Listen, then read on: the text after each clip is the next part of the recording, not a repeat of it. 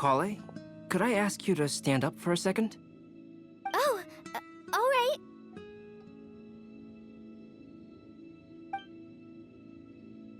Huh? What's going on? Why is it lighting up regardless of who's sitting in the chair?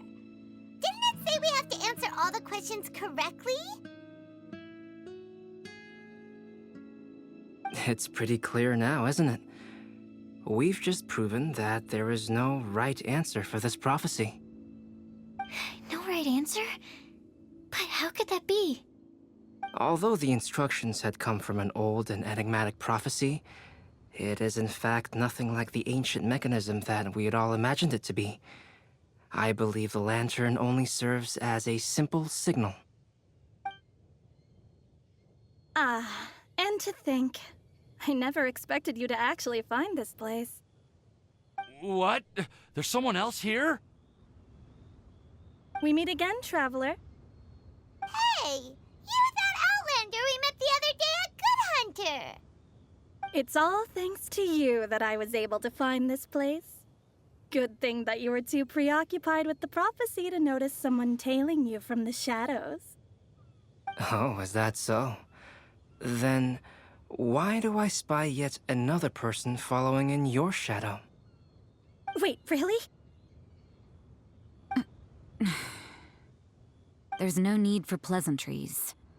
You should know I'm here for you. Is it just because I'm a visitor from abroad? I was there when you snuck your way into Marjorie's place. So you had your eyes on me even then, huh? That was 2 whole weeks ago, you know.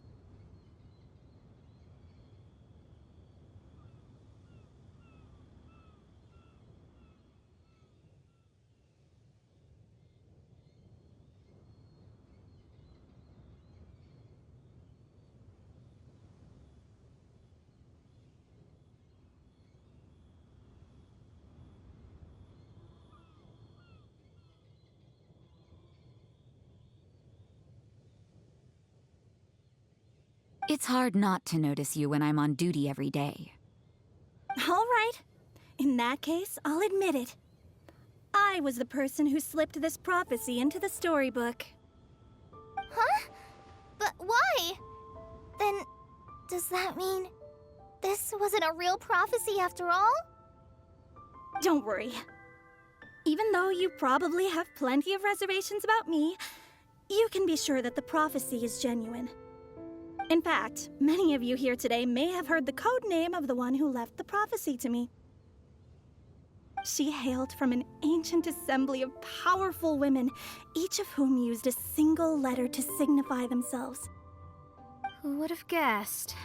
It seems that power was indeed left behind by the old hag after all.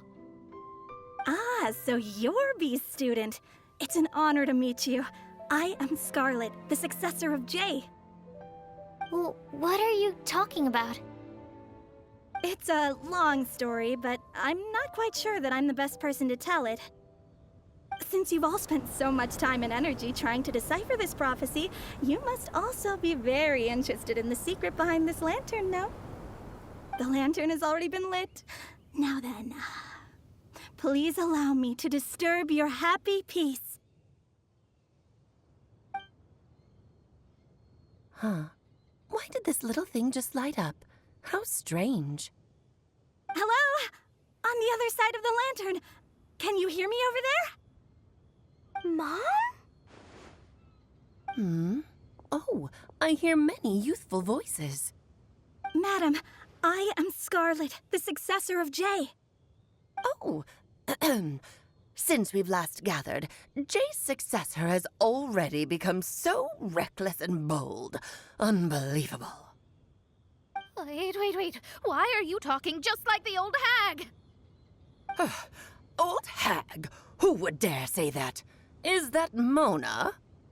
Who are you? Who dares imitate my master?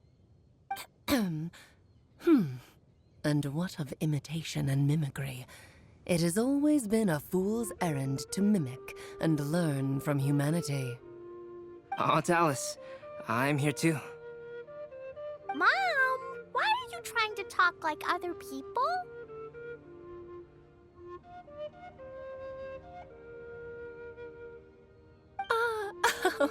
So I see everyone's here. Well then, my warmest greetings, everyone. Miss Alice, why would you... Well, it's been many years since this lantern last lit up. You can't blame me for thinking that one of the old friends from my youth may have decided to catch up again. Why she sounds so coy all of a sudden? And if I recall correctly, we left this lantern in the care of the Animo Archon Barbados. You must be commended for uncovering an artifact entrusted to the god of wind himself.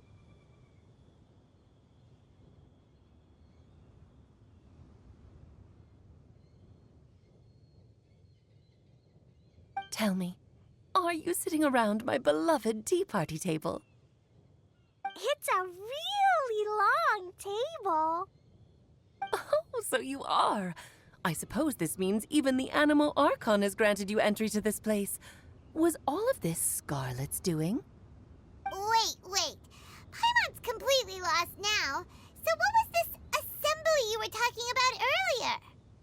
Oh, Miss Alice, would it be all right to leave the explanation of that to you?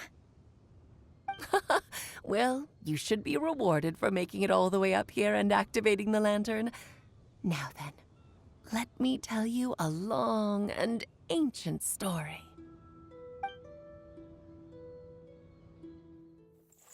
Ever heard of the Hexenzirkel? As the spooky name suggests, it's a secret society. Once upon a time, it even challenged the Animo Archon himself. But he replied, "Let us make music, not war, and resolve our conflicts through song." From then on, the mages would only ever convene in the woods, in the skies, or on the edges of cliffs. At these tea parties, they discussed their stories and secrets and resolved their differences, as the tea and cakes bore witness to their pledge never to fight amongst themselves. Yesterday I snuffed out the life of my beloved. He had grown old and was extremely sick. He loved me dearly, so I took his fate in my hands and ended his pain. I'm raising a son. Of all the children I had, he's the only one left. But I suppose that still makes me a mother. My lifespan is nothing compared to yours, so I wish to leave you with my storybook. Actually, maybe you can pass it on to your children one day. Oh, this looks interesting. Let me scry. My dear sisters, we mustn't let prophecies threaten our bonds of friendship. Even the most frightening witch was once a little girl, and growing up can be so tough. Sometimes we all need to vent our troubles to the wind. Even if the nations go to war, or the sky falls down, the mages' tea parties shall forever be held around this table.